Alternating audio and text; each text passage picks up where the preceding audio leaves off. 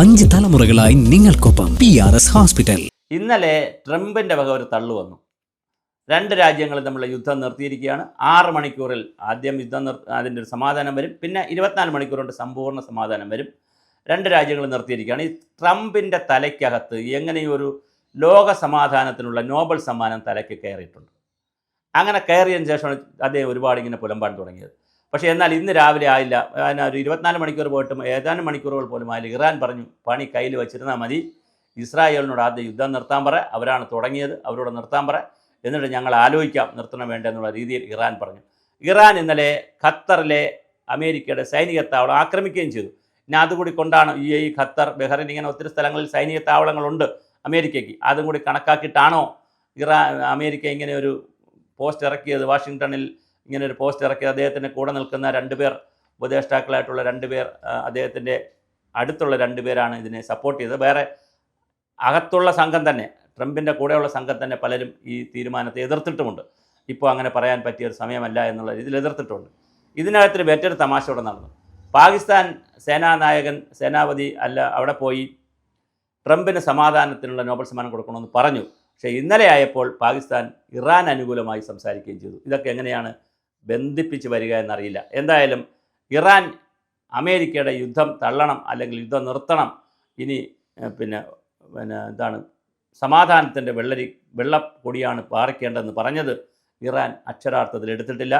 ഇറാനെ സംബന്ധിച്ചിടത്തോളം അവർ യുദ്ധത്തിലേക്ക് തന്നെ എന്ന് പറഞ്ഞ് നിൽക്കുകയാണ്. പശ്ചിമേഷ്യൻ മേഖലയാകെ വലിയ പ്രതിസന്ധിയിലാണുള്ളത്. എന്തായാലും ആളുകളെ ഒഴിപ്പിക്കുന്നു എന്നുള്ളത് വളരെ പ്രധാനപ്പെട്ട കാര്യമാണ്. ഇപ്പോൾ പിന്നെ ഖത്തറിൽ നടന്നിട്ടുള്ള ആക്രമണത്തിലും ഇറാൻ്റെ ആക്രമണത്തിലും ആളപായം ഉണ്ടായിട്ടില്ല എന്നുള്ളത് വളരെ പ്രധാനപ്പെട്ട കാര്യമാണ്. അപ്പോൾ വലിയ തോതിലാണ് ഈ പശ്ചിമേഷ്യൻ മേഖലയിൽ നടക്കുന്ന ഈ ഇസ്രായേൽ ഇറാൻ യുദ്ധം, അല്ലെങ്കിൽ ഈ സംഘർഷം ഇപ്പോൾ വളരെ നല്ല രീതിയിൽ നടക്കുന്നത്. വേറൊരു പോസിറ്റീവ് ആംഗിൾ ഉള്ളത് ജനങ്ങളുടെ ഒഴിവാക്കുവാനുള്ള, ഇപ്പോൾ ടെഹ്റാനിൽ നിന്ന് എല്ലാവരും ഒഴിവാക്കി പറയുന്നു. ഇന്ത്യയുടെ ആളുകൾ ഇന്ത്യയിൽ വന്നു. അപ്പോൾ അതിനകത്തൊരു രസകരമായൊരു വീഡിയോ, നമുക്ക് വീഡിയോ ഈ കോപ്പിറൈറ്റ് ഉള്ളത് കൊണ്ട് നമുക്ക് ഷെയർ ചെയ്യാൻ പറ്റില്ല, മറ്റൊരു വീഡിയോ ഉണ്ട്.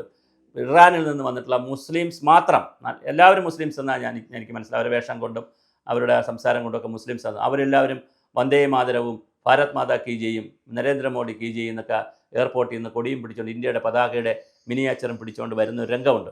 അപ്പോൾ ആ തരത്തിൽ എല്ലാവരെയും ഇങ്ങോട്ട് മാറ്റിയിട്ടുണ്ട്. ഒരുപാട് ആളുകളെ അവിടെ നിന്ന് ടെഹ്റാനിൽ നിന്ന് മാറ്റാൻ ഇന്ത്യക്ക് കഴിഞ്ഞിട്ടുണ്ട്. ടെൽ-അവീവിൽ നിന്നും ആളുകളെ മാറ്റിക്കൊണ്ടിരിക്കുന്നത്. അപ്പോൾ മനുഷ്യജീവന് വലിയ പ്രശ്നമില്ലാത്ത രീതിയിലുള്ള ഒരു യുദ്ധതന്ത്രമാണ് രാജ്യങ്ങൾ സ്വീകരിച്ചിരിക്കുന്നത്. പക്ഷേ ഇറാൻ ഒരു കാരണവശാലും അമേരിക്കയ്ക്ക് കീഴടങ്ങാൻ തീരുമാനിച്ചിട്ടില്ല. അമേരിക്കയെയും വകവരുത്തും എന്നുള്ള നിലയിൽ തന്നെയാണ് ഇറാൻ്റെ ചിന്തകൾ. അത് ചിലപ്പോൾ ഒരു കടന്ന ചിന്തയായിപ്പോവും. അങ്ങനെയൊക്കെ ചെയ്യാനുള്ള കപ്പാസിറ്റി ഇന്നത്തെ നിലയിൽ ഇറാൻ ഉണ്ടോ? കാരണം അമേരിക്കയാണ് യുദ്ധത്തിൻ്റെ കാര്യത്തിലായാലും പണമെടുക്കുന്ന കാര്യത്തിലായാലും എല്ലാ കാര്യത്തിലും അമേരിക്കയാണ് വമ്പൻ. അപ്പോൾ ആ വമ്പനോട് നമുക്ക് വെല്ലുവിളിക്കാം, പക്ഷേ വമ്പനെ കീഴടക്കാൻ പറ്റുമോ എന്നുള്ളത് വേറെ ചോദ്യമാണ്. എന്തായാലും വളരെ വലിയ തോതിലാണ് ഈ സംഘർഷവും അതിനേക്കാൾ വലിയ തോതിലുള്ള വാക്പോരുമാണ് നടക്കുന്നത്. ഈ വാക് യുദ്ധങ്ങളിൽ ആരാണ് ജയിക്കുക എന്നറിയില്ല. എന്തായാലും ട്രംപ് പറഞ്ഞു സമാധാനക്കൊടി വേണമെന്ന്. 2 രാജ്യങ്ങൾ നിർത്തിയെന്നാണ് ട്രംപ് പറഞ്ഞത്, അല്ല വേണമെന്നല്ല, നിർത്തി, ഞാൻ സമാധാന കരാർ ഒപ്പിട്ടതുപോലെ ആയിട്ടുണ്ട്, ഇനി നിർത്തിക്കഴിഞ്ഞു എന്ന് ട്രംപ് അനൗൺസ് ചെയ്യുന്നു. പക്ഷേ അപ്പോഴും ഇറാൻ പറയുന്നു അങ്ങനെ നിർത്തിയിട്ടില്ല. അങ്ങനെ നിർത്തിക്കാൻ നിങ്ങളാരാണ്? നിങ്ങളുടെ പണി നോക്കുക. ഇസ്രായേൽ ആദ്യം നിർത്തട്ടെ, അവരാണ് തുടങ്ങി വെച്ചത്, എന്നിട്ട് ഞങ്ങൾ ആലോചിക്കാം. അപ്പോഴും ഞങ്ങൾ ആലോചിക്കാമെന്നാണ് പറയുന്നത്. അതുകൊണ്ട് തന്നെ യുദ്ധം തുടരാനാണ് സാധ്യത. അടുത്ത 24 മണിക്കൂർ വളരെ ക്രൂഷ്യലാണ്.